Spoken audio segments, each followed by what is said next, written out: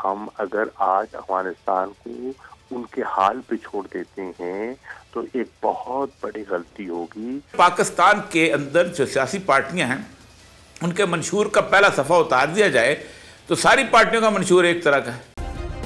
Subscribe करें और bell दबाएं ताकि कोई खबर रह न जाए।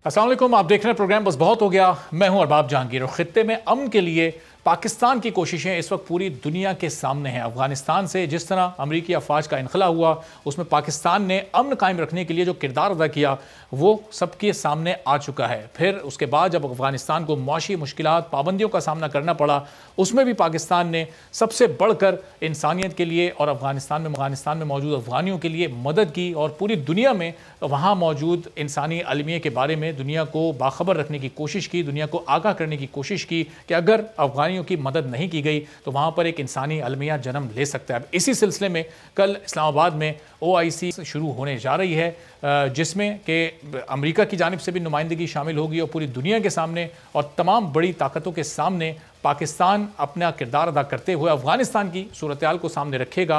और पाकिस्तान का ज़ाहिर है इसमें एजेंडा यही है कि किसी तरह अफगानिस्तान की सूरत हाल को बेहतर किया जा सके। जो मुआशी मुश्किलात वहाँ के लोग देख रहे हैं, वहाँ जो भूख की कैफियत है, वहाँ जो ग़िज़ाई क़िल्लत है, उसको दूर किया जा सके ताकि वहाँ के लोग भी अपनी जो उनको बुनियादी हुकूक़ हैं वो मिल सकें। और जो मुआशी पाबंदियाँ बड़ी सख्त उन पर लगाई गई हैं और उसकी वजह से ख़ित्ते के दूसरे ममालिक पर भी वो असरअंदाज हो सकती हैं, वहाँ की मुआशी सूरत हाल भी मुश्किल में आ सकती है। तो ये सूरत हाल बेहतर करने में थोड़ी मदद मिल सके। इसी सूरत हाल पर गुफ्तगू करते हैं। वज़ीर ख़ारजा शाह महमूद कुरैशी साहब हमारे साथ मौजूद हैं।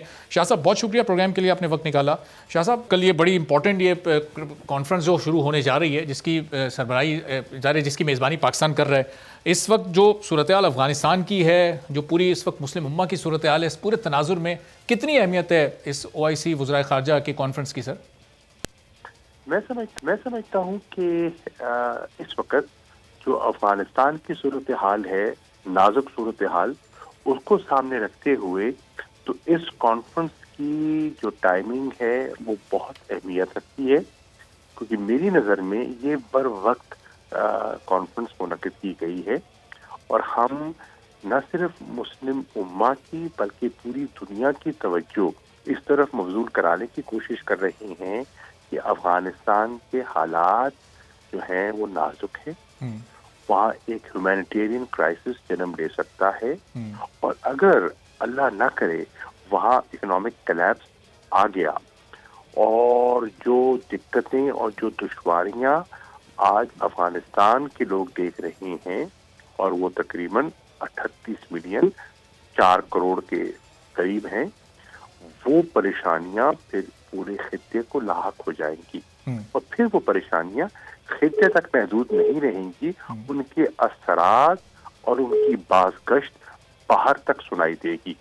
चुनाचे वक्त है फिल फॉर उनकी मदद की जाए, उनकी इंसानी बुनियादों पर उनकी जो ग़िज़ाई क़िल्लत है वो दूर की जाए, जो उनके जो माली वसाइल हैं वो दूर किए जाएं, जो बच्चे वहाँ बिलक रहे हैं, उनकी मैल न्यूट्रिशन का शिकार हो रहे हैं, उनकी मदद की जाए और एक नए बहरान से अफगानिस्तान को और इस खित्ते को महफूज किया जाए। सही। और शाह साहब, ज़ाहिर है अफगानिस्तान का मसला अपनी जगह पर मौजूद है और बड़ा ज़रूरी है अमेरिका को बावर करवाना कि जो पाबंदियाँ उन पर लगाई गई हैं उसको ख़त्म किया जाए ताकि वहाँ सूरत हाल बेहतर हो सके। लेकिन जो मसले कश्मीर भी ज़ाहिर है चूँकि पाकिस्तान के लिए बहुत ही इंपॉर्टेंट है, पाकिस्तान ज़ाहिर है हुकूमत ने, खान साहब ने ख़ुद को कश्मीर का सफ़ीर का पूरी दुनिया में इस मसले को उठाया, सलामती काउंसिल के इजलास में कई बार उन्होंने इससे मुताल्लिक़ गुफ्तगू की।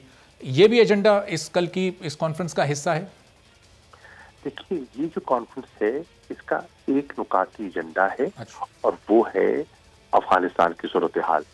कश्मीर के मसले की अहमियत से कोई इनकार नहीं कर सकता। आपने दुरुस्त कहा कि वज़ीर आज़म ने उसको हर फोरम पे उठाया है, दफ्तर ख़ारजा ने इस पर बेपनाह खतूत लिखे हैं, अक़वाम मुत्तहिदा को लिखे हैं, सलामती काउंसिल के सदर को लिखे हैं।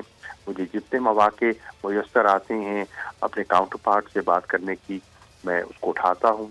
हमने पूरा एक डॉसियर जारी किया है जिसपे जो ह्यूमन राइट्स वायलेशंस हैं उनका पूरा तज़किरा है। तो कश्मीर के मसले को हम उठाते रहे हैं और इंशाअल्लाह उठाते रहेंगे। सही। लेकिन इस वक्त जो इंसानी मसला फिल फौर तवज्जो का है वो अफगानिस्तान का है। सही। तो शाह साहब, क्या क्या नुक्ते वो इंपॉर्टेंट चीज़ें शामिल होंगी, वो कौन कौन सी पाबंदियां जो फौरी तौर पर ये प्रेशराइज या कन्विंस करने की कोशिश की जाएगी अमेरिका और बड़ी ताकतों को कि अफगानिस्तान के मसले को समझा जाए, ये जो फाइनेंशियल क्राइसिस वहाँ आया है इसको किसी तरह दूर किया जाए, उनकी मदद की जाए। तो कौन कौन से वो अहम नुकात होंगे जो उनके सामने रखने हैं इस कॉन्फ्रेंस में? देखिए, ये तो अब मुख्तलिफ वज़रा ख़ारिजा जब तशरीफ़ लाएंगे, मुख्तलिफ इदारों के नुमाइंदगान जब मिल बैठेंगे, जब कल सीनियर ऑफिशियल्स की मीटिंग होगी, उस पर तबादला ख्याल होगा, तो वो फिर चीज़ें सामने आएंगी और हम कोशिश करेंगे कि उन पर कोई इत्तफ़ाक़ राय पैदा हो जाए और कोई वे फॉरवर्ड हम तलाश कर पाएँ।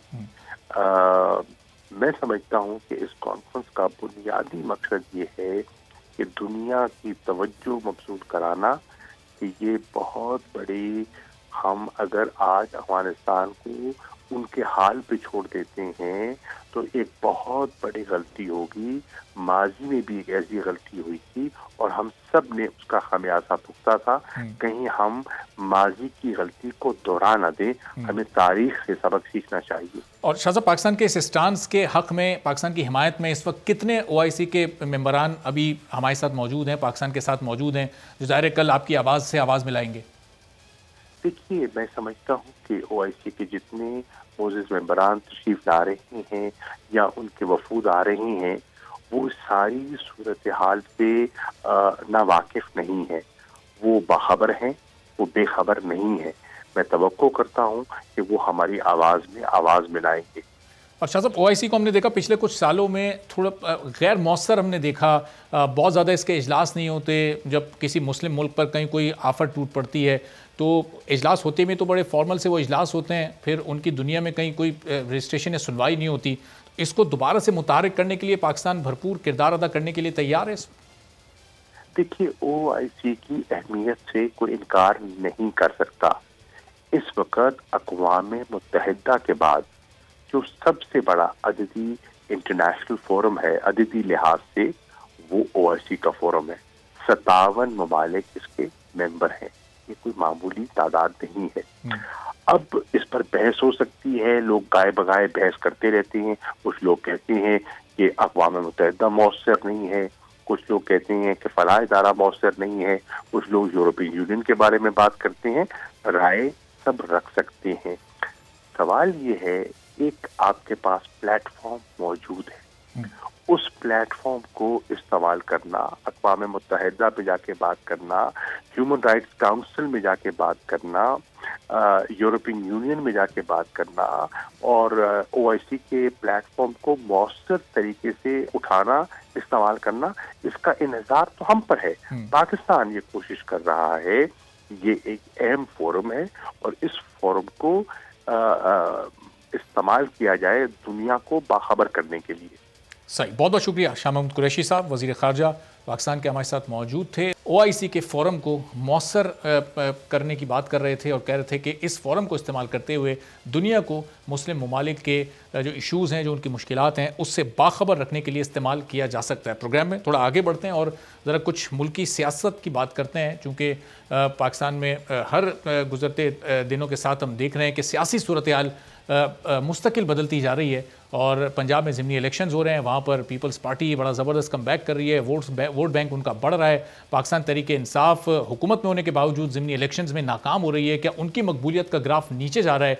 ये पूरी सूरत हाल रखते हैं और ये मकबूल जान साहब के सामने सीनियर तज्ज़ियाकार हैं, सीनियर सहाफ़ी, और उनसे जानते हैं कि आखिर क्या वजूहात हैं कि हुकूमत आवाम में गैर मकबूल होती जा रही है, हुकूमत के वोट्स की तादाद ज़िमनी इलेक्शंस में कम हो रही है, ज़िमनी इलेक्शंस में हुकूमत कामयाबी हासिल नहीं कर पा रही, जबकि पाकिस्तान की रिवायत होती है कि जो भी हुकूमत वफाक में या सूबे में होती है वहाँ होने वाला ज़िमनी इंतखाब भी वही जीता करती है। लेकिन गुज़िश्ता 3.5 साल में ये रिवायत बिल्कुल तब्दील हो चुकी है। इसी बारे में गुफ्तगू करते हैं और ये मकबूल जान साहब सीनियर तज्ज़ियाकार हमारे साथ मौजूद हैं।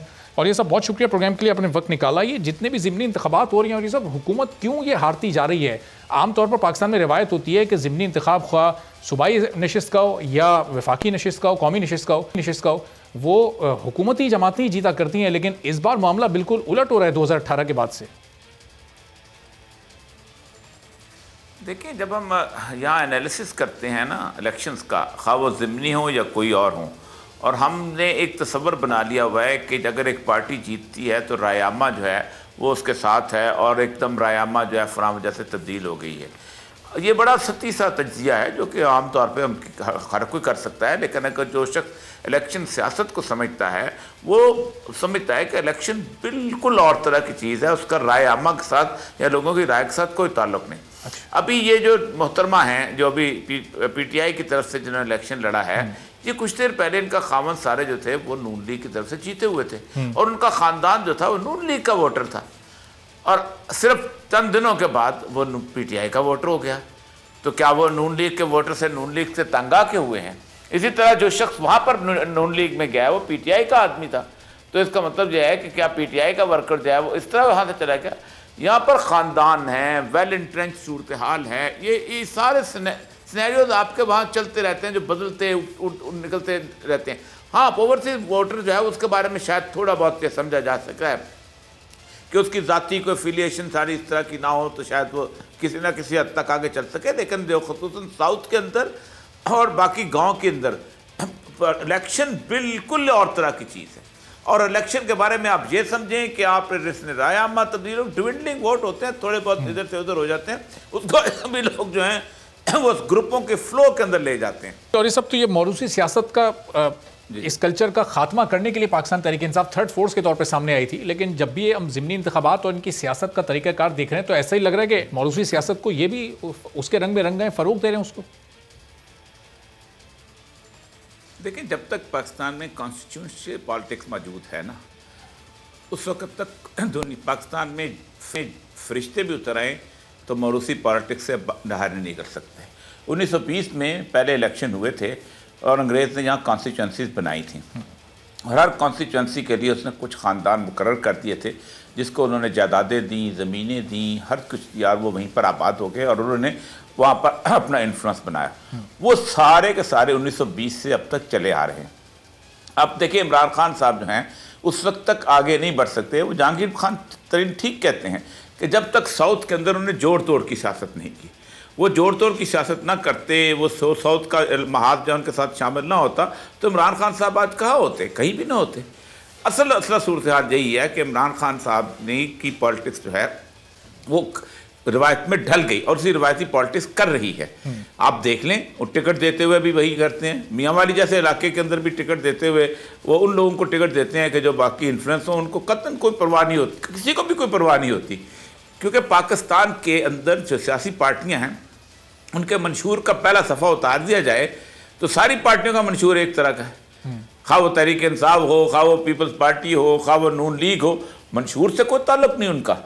उन्होंने इलेक्शन जीतना है और इक़्तिदार में आना है, और उसके लिए मुख्तलिफ ढंग हैं, तरीके हैं, स्टाइल हैं। कुछ लोग होते हैं जिनको अपने पकड़ना होता है, कुछ SHO अपने ज़ेरे असर रखने होते हैं, कुछ पटवारियों को साथ मिलाना होता है, कुछ और इन्फ्लुएंस ग्रुप किस्म के प्रेशर ग्रुप होते हैं उनको लेके आना होता है, कुछ जराइम पेशा लोगों को साथ मिलाना होता है। ये सारे मिल के आपकी राय आमा तख्लीक करते हैं। उसको आप कहते हैं ना, हम लोग सारे एंकर बैठ के कि राय आमा बदल रही है, राय आमा का क्या ताल्लुक है? इलेक्शन की पॉलिटिक्स ही और तरह की है। वो जब वोट देने चलते हैं तो उसको बिल्कुल नहीं पता होता कि वो किस लिए वोट दे रहा है, कि उसने वहाँ पर सेहत कार्ड मिलेगा या नहीं मिलेगा, उसको वहाँ आगे क्या सूरत है। चंद शहर के लोग होते हैं जो कि थोड़ी दार बात है, वो वाकई होते हैं शहर के खलकों के अंदर जो इन्फ्लुएंस करते। उसके बावजूद भी लाहौर कितना बड़ा शहर है, आप आज तक लाहौर के अंदर अराई और कश्मीरी के अलावा कोई मेयर नहीं ला सके। आप ला के दिखाएं, कोई पार्टी ला के दिखाए, क्योंकि दोनों बरादरियाँ यहाँ स्ट्रांग हैं, वेल एंट्रेंच्ड हैं, और वो राई और बरादरी से बाहर निकल सके। अच्छा होगा तो राई होगा, बुरा होगा तो कश्मीरी होगा, अच्छा होगा तो कश्मीरी होगा, बुरा होगा तो राही होगा। सबसे तरक्की याफ्ता शहर है। सही। तो फिर इसके बाद फिर और ये सब ज़ाहिर पाकिस्तान तहरीक इंसाफ की इन 3.25 साल बाद मकबूलियत का ग्राफ आपको लगता है महंगाई की वजह से, बैड गवर्नेंस की वजह से, या फिर ये जो हुकूमती रिट की हमें कहीं कहीं कमज़ोरी कुछ बड़े अहम मामलात पर दिखाई देती है उसकी वजह से किसी हद तक नीचे आया है अवाम में? बहरहाल अब ये गैर मकबूल होती जा रही है जिस तरह वक्त गुजर रहा है, जिस तरह बेरोज़गारी बढ़ रही है, जिस तरह अवामी मसाइल बढ़ते जा रहे हैं। नहीं, गैर मकबूल तो इससे कोई शक ही नहीं ना कि इमरान खान साहब अब उस तरह का ना क्राउड पुलर रह गए हैं, ना अब उस तरह की उनकी बात सुनी जाती है, ना लोग उससे दीवानावार मोहब्बत करते हैं। वो सूरत हाल ख़त्म हो चुकी हुई है। वो पाकिस्तान के अंदर कभी कभी ये सूरत हाल आती है, उसके अंदर दीवानावार सूरत। अब भुट्टो जैसा बंदा कितना करिश्मेटिक लीडर था, लेकिन 77 के अंदर उसकी मकबूलियत ख़त्म हो गई थी।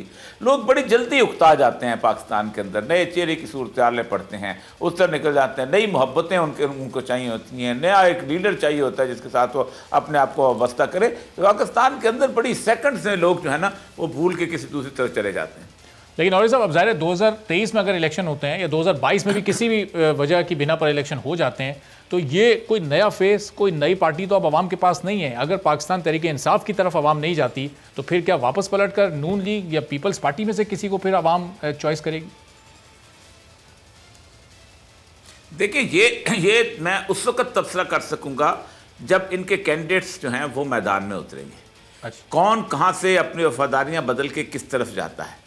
अभी आप अगर ये कहें कि मैं अभी बैठ के कोई भी बंदा भी तबसरा करे कि जी नून लीग जीतेगी या तहरीक इंसाफ जीतेगी या वापस, ये तबसरे आप बड़े स्टाइल से आप करते हैं जैसे आप वेस्टमिनिस्टर की उसके अंदर पॉलिटिक्स के अंदर बैठे हुए हैं और वो उन्होंने 400 साल लगाए हैं। आपको अंदाज़ा नहीं है कि जब 1919-20 के अंदर पहली दफ़ा उन्होंने औरतों को वोट देने का अख्तियार दिया है तो उसके बाद होता यह था कि उस वक्त तक भी हाउस ऑफ लॉर्ड बड़ी इंपॉर्टेंट चीज़ थी। और एक बंदा जो जायदाद बेचता था वो कहता था मैं ये जायदाद नहीं बेच रहा, हाउस ऑफ लॉर्ड की सीट बेच रहा हूँ। Aahista Aahista Aahista Aahista education level raise हुआ, दूसरी चीज़ें हुई, उसके बावजूद भी कहीं न कहीं उनकी फीफडम्स जो है उनकी सूरत निकल आती है। हम तबसरा करते हुए मेरे जैसे लोग, आप जैसे लोग जो हैं वो गेज करते हैं, ग्राफ बनाते हैं, ये देखें इसके इतने हो गए, ये देखें इसके इतने हो गए। आप कभी जाकर उनके वोटर्स को इंटरव्यू ले ना, जो गांव के अंदर होता है, जो अक्सरियत है हमारी, तो गांव का आदमी तो जो कहता है कि मैंने चौधरी मोहम्मद हुसैन के लिए वोट दिया है, मुझे तो पता भी नहीं कि इमरान खान कौन है या नवाज शरीफ कौन है या जरदारी कौन है।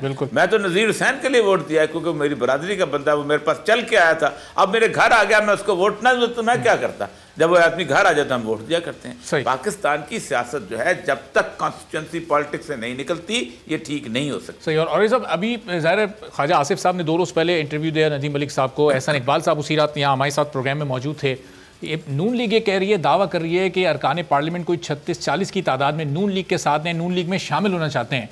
अगर वाकई नून लीग में शामिल होना चाहते हैं तो इनके पास तो बड़ा अच्छा मौका है, इनको अपने साथ मिलाकर अदम एतमाद ला सकते हैं। ये अपोजिशन इतना ताख़ीर से काम क्यों ले रही है? 23 मार्च की तारीख दी गई एहतजाज के लिए भी, लोग इतनी बड़ी तादाद में बकौल इनके साथ शामिल भी होना चाहते हैं और फिर भी अदम एतमाद लाने में ताख़ीर कर रहे हैं। इसकी क्या वजह आपकी समझ आती है? देखिए, पाकिस्तान की सियासत में शामिल करना या करवाना ये किसी और के खाते में डाल दें तो बेहतर है। ये खुद वॉलंटरली ना लोग निकलते हैं, ना शामिल होते हैं, ना आते हैं, ना जाते हैं।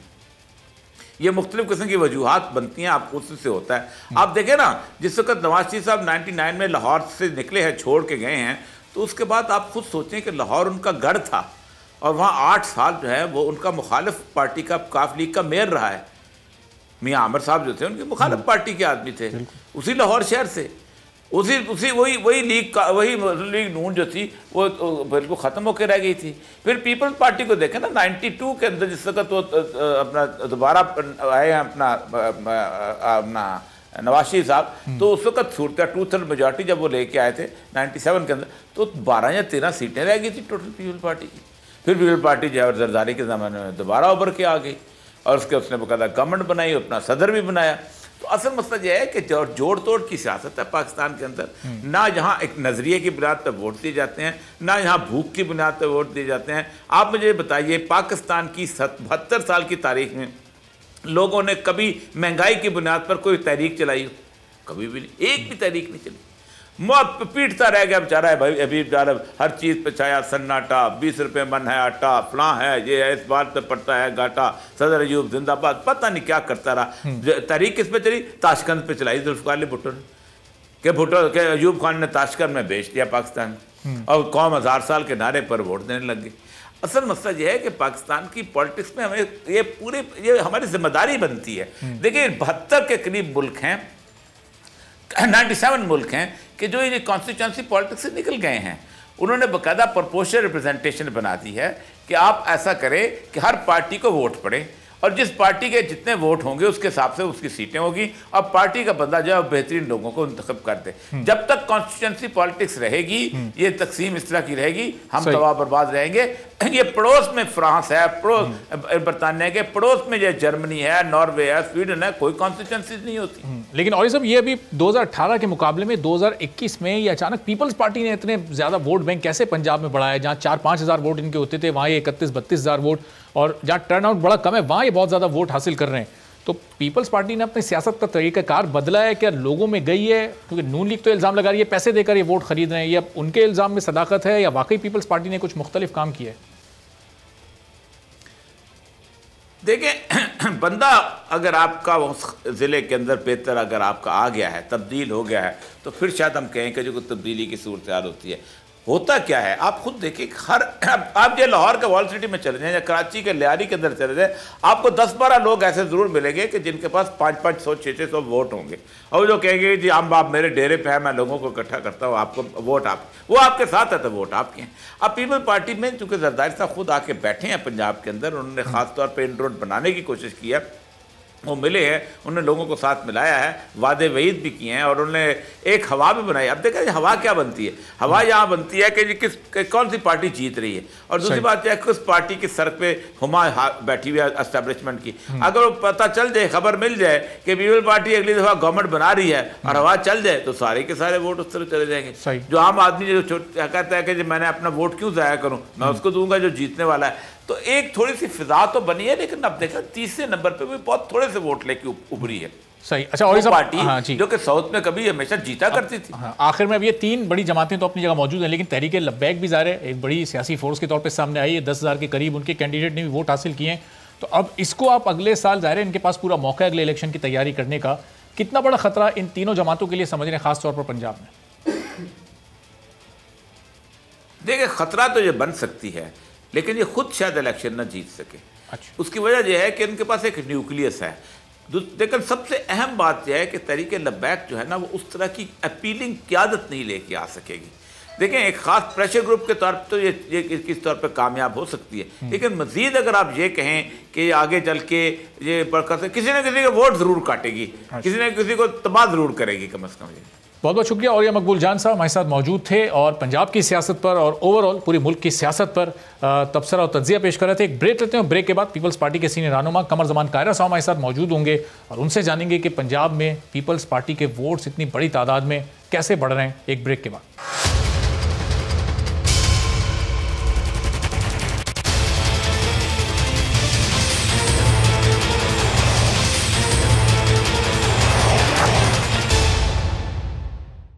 प्रोग्राम में एक बार फिर आपको खुशामदीद कहते हैं। और कल के ज़िमनी इंतखाब में भी NA 133 की तरह पीपल्स पार्टी ने एक बार फिर सबको हैरान किया और 2018 में जहां 5-6 हज़ार वोट हासिल किए थे, वहां पीपल्स पार्टी ने तकरीबन 15,000 के करीब वोट हासिल किए, जो बहरहाल एक बड़ा फ़र्क था। और इसका मतलब कि पाकिस्तान पीपल्स पार्टी ने यहाँ भी इस हल्के में भी बड़ी ज़बरदस्त कैंपेन की। और अब लेकिन इन तमाम कैंपेन के बावजूद, इस तमाम कमबैक के बावजूद भी एक बड़ा फ़र्क हमें नून लीग और पीपल्स पार्टी के दरमियान नज़र आ रहा है। पीपल्स पार्टी यहाँ तीसरे नंबर पर रही, पाकिस्तान तहरीक इंसाफ यहाँ दूसरे नंबर पर रही। तो आने वाले आम इंतखाबात में पीपल्स पार्टी कितनी पुरुमीद है पंजाब को लेकर, और क्या नून लीग और पीपल्स पार्टी का आइंदा इंतखाब में मुकाबला होने जा रहा है? क्या पाकिस्तान तहरीक इंसाफ किसी हद तक गैर मकबूल जमात के तौर पर अब सामने आ रही है और अवाम में उसका ग्राफ नीचे जा रहा है? इससे इन तमाम मौज़ूआत पर गुफ्तगू करते हैं। कमर जमान कायरा साहब पाकिस्तान पीपल्स पार्टी के सीनियर रहनुमा हमारे साथ मौजूद हैं। कायरा साहब, NA 133 में भी और फिर कल ये PP 206 में भी अच्छा कम बैक पीपल्स पार्टी ने किया, लेकिन अभी भी कल आप तीसरे नंबर पर रहे, उसमें आप दूसरे नंबर पर रहे थे, अभी भी किसी हद तक आप पीछे हैं नून लीग से पंजाब में मकबूलियत में। तो वो ये इस कमी को दूर करने के लिए, इस फासले को मिटाने के लिए क्या करने जा रही है पीपल्स पार्टी? देखिए, पहली गुजारिश तो ये है कि पीपल्स पार्टी कह रही थी कि हम अपना सीरियसली पंजाब के अंदर अपनी ग्रिप बनाने जा रहे हैं। जिन लोगों को इस आसरे में खान साहब ने लगाया था कि वो पाकिस्तान के मसाइल का हल करेंगे, वो रोजगार लाएंगे, वो करप्शन का खात्मा करेंगे, वो सारे ख्वाब पहले एक दफा टूटने से उनकी हकीकत सामने आनी थी, क्योंकि खान साहब ने और उनकी जमात ने गलत बयानी करके नामुमकिन अमल जो काम थे वो ऐलान कर रखे थे। और अब वो 3 साल में उनकी भी पोजीशन एक्सपोज हो गई और मुस्लिम लीग भी एक्सपोज हुई। तो अब लोगों के पास, हमारे पास वापस देखने का जो हमारी ट्रेडिशनली क्लासेस हैं, इस मुल्क के मजदूर हैं, किसान हैं, नौजवान हैं, अकलियतें हैं, तो वो हमारी तरफ अब वापस आ रहे हैं। तो इस प्रोसेस में ये एक बेहतरी का अमल शुरू हुआ है। इंशाल्लाह ताला इस अमल को आप आइंदा आने वाले दिनों में और बेहतरी की तरफ देखेंगे। अभी तो क्योंकि बाय इलेक्शंस हैं, बाय इलेक्शन में कोई बड़ी पोजीशन तब्दील तो नहीं हो जाती किसी एक इलेक्शन से, ये तो नहीं होगा कि पोजीशन तब्दील होगी सारी, लेकिन बहरहाल ये एक हौसला अफजा बात जरूर है। इससे हमारे कार्यकर्ताओं को भी हौसला मिला है, हमारे साथियों को भी हौसला मिला है, और इंशाल्लाह you will see in the coming days के पंजाब के अंदर पीपल्स पार्टी जो है वो अपने रवायती जोश खरोश से वापस आएगी। मुस्लिम लीग यकीनन पंजाब के अंदर मजबूत पोजीशन रखती है, और उनके साथ हमारे जो साथी थे वो पीटीआई में ज्यादातर गए थे, वो वापस आना शुरू हो गए हैं। और मुस्लिम लीग के लोग भी, मुस्लिम लीग की अपनी जो गुमगू की कैफियत है, 2 बयानियों की कैफियत है, उसकी वजह से वो भी कंफ्यूज है। अच्छा, लिहाजा इंशाल्लाह ताला आपको अपने इलेक्शन में एक बड़ा वाज़ेह फर्क नजर आए। लेकिन कायर साहब, नून लीग तो ये दावा कर रही है कि ये हुकूमती लोग उनकी तरफ जा रहे हैं। कोई अभी परसों एहसान इकबाल साहब साथ थे, उन्होंने कहा कि कोई 36-40 के करीब लोग ऐसे हैं, 3 दर्जन से ज्यादा लोग ऐसे हैं हुकूमत के जो अरकान पार्लियामेंट हैं और तैयार हैं नून लीग में शामिल होने के लिए। मियां नवाज शरीफ और नून लीग उनको ग्रीन सिग्नल नहीं दे रही। देखिए, ये उनका क्लेम है, मुझे नहीं पता। मैं किसी को ये कहूँ कि वो गलत बयानी कर रहा है, मेरे पास सबूत कोई नहीं है। लेकिन उनके अपने बंदे जो हैं वो टूट के पीटीआई में गए। ये ठीक है कि उन्होंने अपनी सीट वापस रिटेन कर ली, तो उनकी अपनी कैफियत जो है इस वक्त, जब तक वो अपने घर के अंदर जो डुअल सा एक फर्ज उनका एक बयानी आया है, जब तक उसको क्लियर नहीं करते, उनके लिए भी एक आसान काम नहीं होगा। लेकिन यकीनन किसी एक सूबे के अंदर तो सारा कुछ नहीं हो जाएगा। उनके पास कौन से लोग जा रहे हैं मेरे इल्म में तो नहीं है कि वो उनसे वोट मांगते हैं या उनसे टिकट मांगते हैं। 30-40 लोग वो कौन से हैं, लेकिन हम तो ये कह रहे हैं कि हमारा तो विजिबली आपके सामने है, हमारा वोट बैंक इंक्रीज हुआ है, और यही एक बेहतर मेयार हो सकता है ना। सही। तो कायर साहब, अब जाहिर है ये अगर ये वाकई उनका क्लेम सही है कि ये 30-40 लोग अगर उनकी तरफ जा रहे हैं, तो फिर तो उनके लिए अदम एतमाद लाना बड़ा आसान हो सकता है। फिर तो नंबर गेम उनके साथ हो सकता है। फिर ये इतनी लंबी ताखीर से 23 मार्च की तारीख देना, आवाम को मोबिलाइज करना, अदम एतमाद और इस्तीफों की तरफ ना जाना, तो फिर इस तरफ क्यों नहीं सोच रही है नून लीग? क्या समझते हैं आप? मेरा ख्याल है ये सवाल का जवाब मुस्लिम लीग से पूछिए। मैं तो इसका जवाब देने की पोजीशन में नहीं हूँ। मैं तो सिर्फ ये कहता हूँ कि जब हम सेनेट में इलेक्शन जीते थे, उसके फौरन बाद जब हम कह रहे थे कि बात करें, तो उस वक्त बिल्कुल आसान काम था। लेकिन आज भी अगर उनके साथ रास्ते में लोग हैं तो बिल्कुल उनको अदम एतमाद की तरफ जाना चाहिए। यही एक वाहिद रास्ता है। और अब तो खैर उन्होंने अपना प्राइम मिनिस्टर का भी ऐलान किया है मियां शहबाज शरीफ साहब के लिए, तो शायद उनको कोई इरादे बन रहे हो, लेकिन इसके लिए मुस्लिम लीग के किसी साथी से पूछिए, वो ज्यादा बेहतर जवाब देते हैं। तो कायर साहब, पीपल्स पार्टी से कितने हुकूमती लोग राब्ते में हैं, और ये पंजाब के हैं, ये वफाक के हैं, किस सतह के हैं, अरकान पार्लियामेंट हैं, या वो लोग हैं जिनको हुकूमत ने पिछले इलेक्शन में टिकट नहीं दिए इसलिए वो पार्टी बदलने की कोशिश कर रहे हैं? कौन से लोग हैं वो? इस तरह की गुफ्तगू तो मैं टीवी पे नहीं कर सकता बैठ के। अच्छा। लोगों के साथ मेरी जमात के रास्ते हैं। अच्छा। वो टेलीविजन के ऊपर बैठ के तो बयान नहीं किए जाते। लेकिन एक बात बड़ी सिंपल है, अगर किसी जमात के पास उसका वोट बैंक हो, वोट बैंक इंक्रीज कर रहा हो, इशारतन कैसा आप बराह रास्त इशारतन आप बता सकते हैं कि पंजाब के वेलफेयर 10 लोग हैं, 4 लोग विफाक से हैं, कोई इस तरह की कैलकुलेशन तो आप लोगों के पास होगी नहीं जिसमें उनके नाम भी ना सामने आए और तादाद भी सामने आ जाए? देखो, मैंने गुजारिश की कि मेरे लिए कोई मैटर नहीं करता। मेरे लिए कोई ये इस वक्त सवाल का जवाब देना जरूरी नहीं है। आपको आप अपना कि आपका लेकिन मैं समझता हूँ मैं इसके ऊपर कोई रायज़नी ना करूँ तो ज़्यादा बेहतर है। अच्छा खैर साहब, ज़ाहिर 4 साल तक हुकूमतें चाहे विफाक की हों सूबाई हों, वो जितना भी उनकी पॉलिसी से आवाम परेशान हो, लेकिन आखिरी साल चूंकि इलेक्शन का साल समझा जाता है, उसमें हर हुकूमत ये कोशिश करती है कि आवाम को रिलीफ दिया जाए। अब ये पाकिस्तान तहरीक इंसाफ की विफाकी हुकूमत भी, पंजाब हुकूमत भी महंगाई में कुछ कमी करती है, कुछ रोज़गार के मौके पैदा करती है, आवाम के लिए आसानियाँ पैदा करती है। तो ये जो वोट बैंक आपका दोबारा से बढ़ना शुरू हुआ है, ये फिर आम इंतखाबात तक जाते जाते रिवर्स भी हो सकता है, फिर पाकिस्तान तहरीक इंसाफ आवाम में मकबूल हो सकती है आखिरी 1 साल। एक बात याद रखिए, लोगों के सामने इनकी हकीकत खुल के आ गई। ये अपने सारे वादों से इन्हें कर बैठे, ये हर मामले में यू टर्न ले बैठे। अब इस वक्त पीटीआई ने क्या करना है, अब लोगों ने इनकी तरफ कैसे वापस मुड़ना है और कैसे इन्होंने रिलीफ देने। अल्लाह करे ये अब इस मुल्क की जान छोड़े, रिलीफ देना इनके पास का रोक ना इनके मिजाज में है, लेकिन अभी और लोग इनकी हकीकत जान चुके। लेकिन 4 दिन पहले कैसा, अभी वजीर आजम ने खुद सेहत इंसाफ कार्ड का जब इफ्तिताह किया, उन्होंने कहा कि पंजाब के हर खानदान को अब वो सेहत का रिलीफ देने जा रहे हैं, सेहत की सहूलियात मौजूद होंगी। तो इसको एक बड़ा कार्ड नहीं वालों से पूछ लीजिए केपीके में कितना सेहत कार्ड जो है वो इफेक्टिव है, वही पंजाब में आ जाएगा। और अगर लोग उनकी तरफ जाएंगे तो फिर देख लीजिएगा, फिर आपका ख्याल शायद दुरुस्त हो। अगर लोग उनकी तरफ जाते हैं, रुझान करते हैं, तो यकीनन फिर उनकी पोजीशन बेहतर हो सकती है। हमारी दानिश में ऐसा नहीं होगा। तो केपी में तो अभी जब बल्दियाती इंतखाबात होंगे गायर साहब, तो उसमें तस्वीर खुलकर सामने आ जाएगी कि किस जमात की वहाँ क्या पोजीशन है। आ जाएगी तो की का वक्त आने दीजिए ना, फिर इस पर बात करें। और पंजाब में बल्दियाती इंतखाबात की आप लोगों की तैयारी कैसी है? भरपूर हिस्सा लेने जा रहे हैं? और फिर ईवीएम के जरिए हुकूमत ने ऐलान किया था इसको करवाने का, अगर ईवीएम के जरिए होते हैं तो इस पर आप लोग के एतराज़ात, तहफ़्फ़ुज़ात, खदशात मौजूद हैं? देखिए, मैंने पहले अर्ज किया कि हम हर इलेक्शन में हिस्सा लेंगे, हमने ऑलरेडी ऐलान किया हुआ है, ये हमारी स्टेटेड पोजीशन है। आपका फिर सवाल है, मैं फिर उसका जवाब देता हूँ, हाँ हम बड़े भरपूर तरीके से इसमें हिस्सा लेंगे, हमारी तैयारी मौजूद है और हमने अपने रैंक्स एंड फाइल्स में ये बात कही हुई है। हमारी तंजीमें जो है वो काम कर रही हैं, हमारी पंजाब की तंजीम भी लगी हुई है, डिस्ट्रिक्ट काउंसिल लगी हुई है, सिटीज वाले भी। लेकिन ईवीएम के जरिए इलेक्शन कराने का और इस तरह के जो तरीकाकार हैं, ये तो इम्बिक्वस सारा काम है। ये फरमाइए कि क्या ये मुमकिन है कि अगले 3 महीने के अंदर इतनी ईवीएम मशीन रिक्योर कर ली जाए, उनको खरीदारी कर ली जाए, उसके टेक्निकल ट्रेनिंग हो जाए, उसके एक्सपर्ट आ जाए? क्या ये मुमकिन है मैनली आपकी दानिश में? नहीं कैसा, अभी तो इलेक्शन कमीशन ने वजारत साइंस और टेक्नोलॉजी से मैंने आपसे सवाल किया है कि आपकी दानिश में क्या ये मुमकिन है? ये बहुत मुश्किल है। मैं उसी का आपको जवाब दे रहा हूँ कि अभी अब ईवीएम की डिमांड की इलेक्शन कमीशन ने वजारत साइंस और टेक्नोलॉजी से 50 मशीनें मांगी, तो उन्होंने उसके लिए भी मना कर दिया कि सिर्फ मेयर के इंतखाब के लिए तो हम आपको ये सहूलत दे सकते हैं, पूरे बल्दियाती इस्लामाबाद के इंतखाबात के लिए हम आपको ये सहूलत नहीं दे सकते। इसका मतलब कि हुकूमत की अभी वजारत साइंस और टेक्नोलॉजी की तैयारी उतनी नहीं है।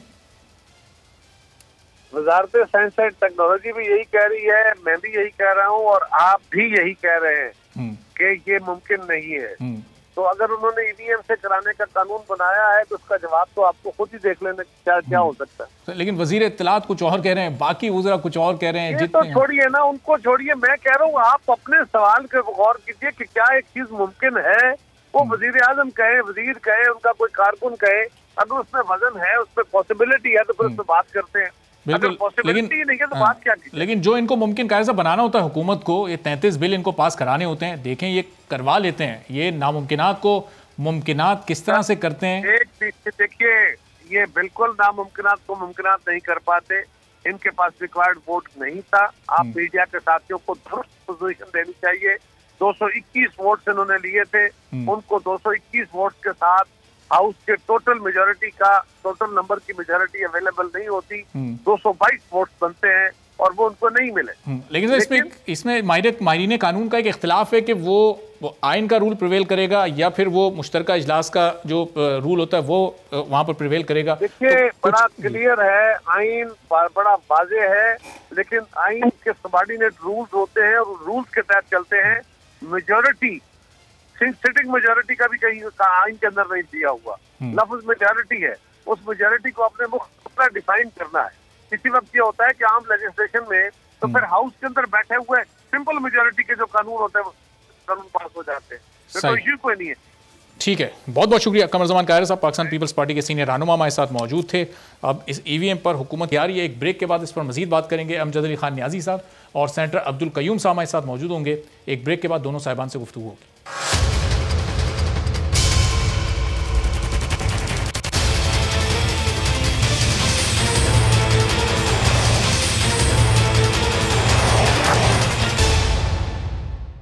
प्रोग्राम में एक बार फिर आपको खुशामदीद कहते हैं। और वजारत साइंस और टेक्नोलॉजी ने अभी जो बल्दियाती इंतखाबात आगे पंजाब में होने जाने हैं उसको मुकम्मल तौर पर ईवीएम के ज़रिए कराने से माजरत कर ली है। वक्त की कमी इसकी वजह बताई जा रही है। ज़ाहिर है 2023 के इलेक्शन या आइंदा इलेक्शन जब भी होते हैं वो वफाकी हुकूमत ऐलान कर चुकी है कि ईवीएम से ज़रिए उसको करवाने हैं और इस सिलसिले में तैयारियां भी शुरू की जा चुकी हैं। इलेक्शन कमीशन के साथ मिलकर काम किया जा रहा है। लेकिन बहरहाल इलेक्शन कमीशन के उस पर एतराज़ात थे और फिर ये पूरे अमल में जो वक्त सर्फ होना है, क्या इतना वक्त है कि ये तैयारी हो सके।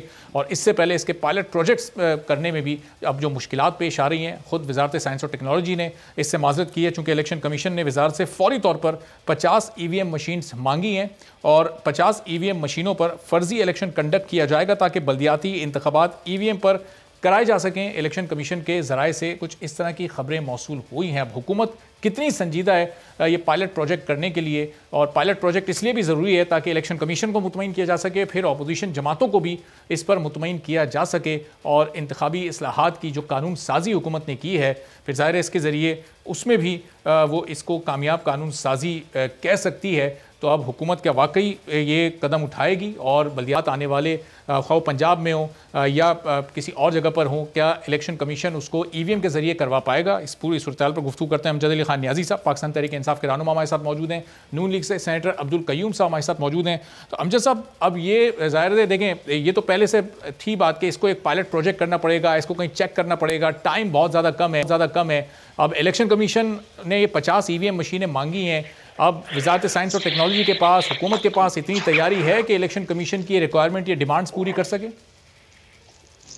बिस्मिल्लाहिर्रहमानिर्रहीम।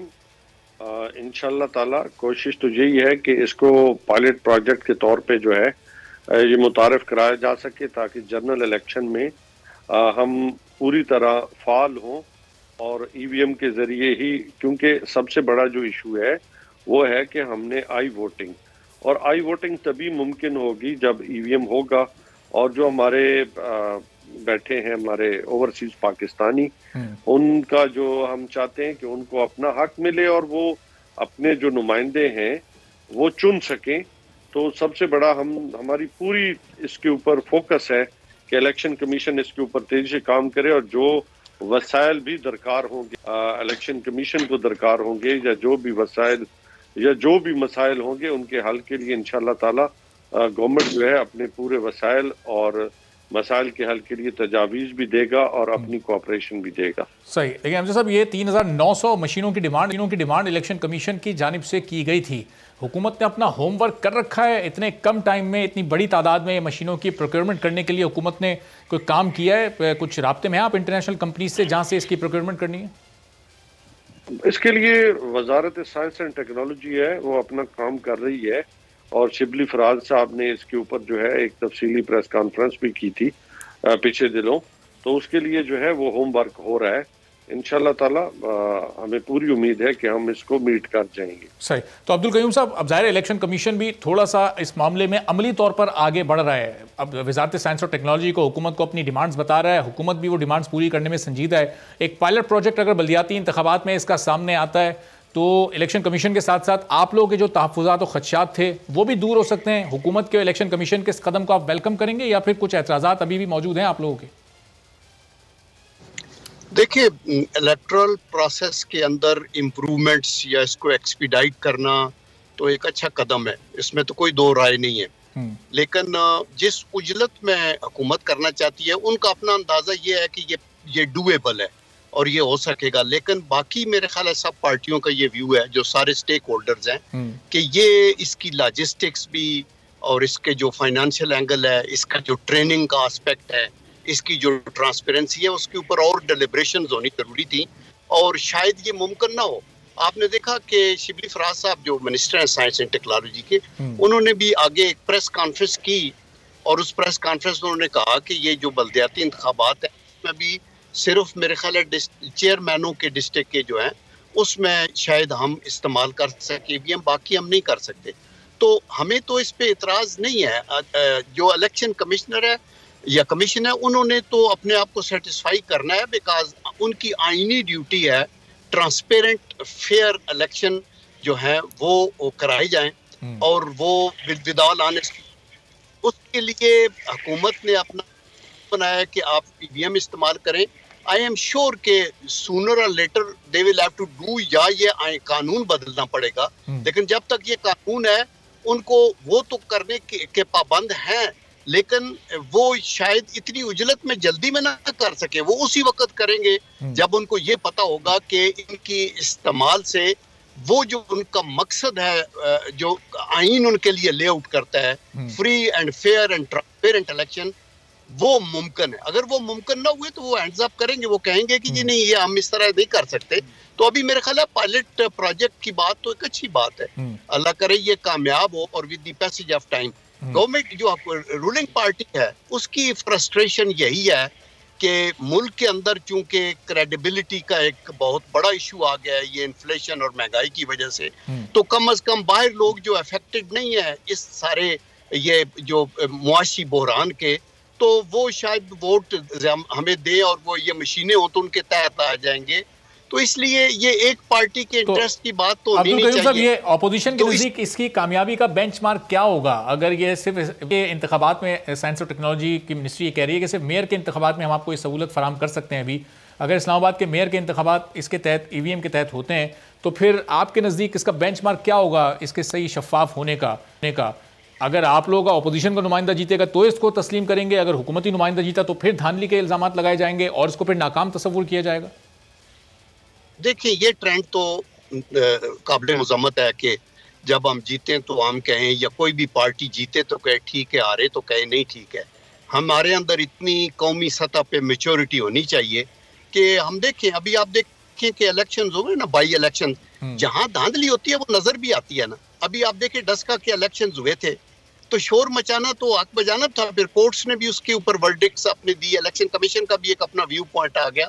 तो मैं ये समझता हूँ कि जहां आप फेयर इलेक्शन कराएंगे ना, तो अगर कोई अपोजिट साइड से आवाज उठती भी है तो वो दब जाती है। लेकिन अगर आपके पास पोटेंट उसके शवाहिद मौजूद हो और आप अपनी अपीलों में उनको दिखाएं और आगे चलें, तो फिर उसके ऊपर तो मेरा ख्याल है हुकूमत को भी ये हक है अगर उनके साथ ज्यादती होती है, और अपोजिशन के कैंडिडेट के हक है अगर उनके साथ ज्यादती होती है। तो अमजद साहब, ये बैलेट मैं आता हूँ, जनरल साहब आपकी वापस आता हूँ। अमजद साहब, ये इलेक्शन डे का हल तो आपने ईवीएम की सूरत में निकाल लिया, लेकिन ये जो अभी 2-3 बाई इलेक्शंस पिछले हुए हैं, आप NA 133 की मिसाल लें जहाँ पर वीडियो सामने आई, वो ऑफिस में लोगों से हेल्प लिया जा रहा है, पैसे दिए जा रहे हैं। फिर आप ये PP 206 की मिसाल लें, यहाँ भी इल्ज़ामात लगे, एक दूसरे पर सियासी जमातें इल्ज़ामात लगा रही हैं कि पैसे देकर वोट्स खरीदे जा रहे हैं। ये इस धांधली का क्या हल निकालेंगे आप लोग जो इलेक्शन से पहले और फिर इलेक्शन के बाद वाली होती है? बेसिकली तो अरबाब इलेक्शन रूल्स कहते हैं कि एक कप ऑफ टी भी आप किसी को ऑफर नहीं कर सकते। ये भी करप्ट प्रैक्टिसेस में आता है। हमें अखलाकी जिम्मेदारी भी है। फिर आप देखें बहसीयत मुसलमान भी आप पे जिम्मेदारी आती है कि आप किसी की ज़मीर खरीदना वो किसी तरह भी मुनासिब नहीं है। अगर आपको डेमोक्रेटिक प्रोसेस पे यकीन है और आप समझते हैं कि हमने वोट को इज्जत देनी है और डेमोक्रेटिक प्रोसेस को मजबूत जमहूरियत को मजबूत करना है, तो उसके लिए आपको चाहिए कि आप चाहे हारे या जीतो, आपको अपने सिस्टम पे यकीन होना चाहिए और अपने जो प्रिंसिपल्स हैं वो उन पे स्टैंड करना चाहिए। बुनियादी तौर पे तो यही मैं कहना चाहूँगा। हाँ, अगर आपने ज़मीर खरीद के इलेक्शन जीतना है तो वो भी तो करप्शन कहलाएगा। और फिर आप क्यों कैसे कह सकते हैं कि हमने एक जो पार्लियामेंट के अंदर जो नुमाइंदा है इसको रोकने के लिए हुकूमत को अपनी रेड को भी मजबूत करना पड़ेगा, इलेक्शन कमीशन को भी आज़ाद और गैर जानिबदार करना पड़ेगा, उसको इतना खुद मुख्तार करना पड़ेगा कि वो किसी के भी खिलाफ कोई जब हुक्म दे तो फिर उसकी हुक्म अदूली ना हो। फिर अगर वो किसी वजीर को किसी हल्के में जाने से रोके तो वो वजीर भी रुके, हुकूमत के अरकान भी उसकी पाबंदी करें उसके अहकामात की। अरबाब ऑलरेडी अपना इलेक्शन कमीशन के पास बेइंतहा इख्तियारात हैं। असल चीज है कि अगर आप चाहते हैं कि वाकई पाकिस्तान के अंदर रूल ऑफ लॉ हो और कानून की फरमा रवाई हो, तो जरूरी है कि आप उसको, किसने रोका है इलेक्शन कमीशन ऑफ पाकिस्तान को कि वो कानून की फर्मा रवाई पे अमल दरामद जो नहीं कर रहा उसको वो खुली छूट दे सकता है। तो अगर वो चाहते हैं कि वाकईतन हमने रूल ऑफ लॉ को आगे लेके बढ़ना है तो उनको मुकम्मल तरीन इख्तियार दिया गया। जहाँ पे इलेक्शन हो, जनरल इलेक्शन हो या चाहे बाय इलेक्शन हो, तो वो जितने भी जो कॉन्स्टिट्यूएंसी है, जो उसकी एडमिनिस्ट्रेशन जो है वो डायरेक्ट अंडर कमांड आ जाती है। इवन प्रोविंशियल जो हेड्स हैं वो भी ओबे करने के पाबंद होते हैं रूल्स के मुताबिक, तो कानून के मुताबिक। बहुत बहुत शुक्रिया अमजद अली खान न्याजी साहब, सेनेटर अब्दुल कयूम साहब। और अगर हुकूमत को अगले इंतखाबात EVM से करवाने हैं तो न सिर्फ इलेक्शन कमीशन बल्कि अपोजिशन के भी तमाम खदशात, तहफ़्फ़ुज़ात और एतराज़ात को दूर करना होगा, वरना आने वाले इलेक्शन शदीद मुतनाज़ हो जाएंगे। आज के प्रोग्राम से इजाज़त दीजिए, अल्लाह हाफ़िज़।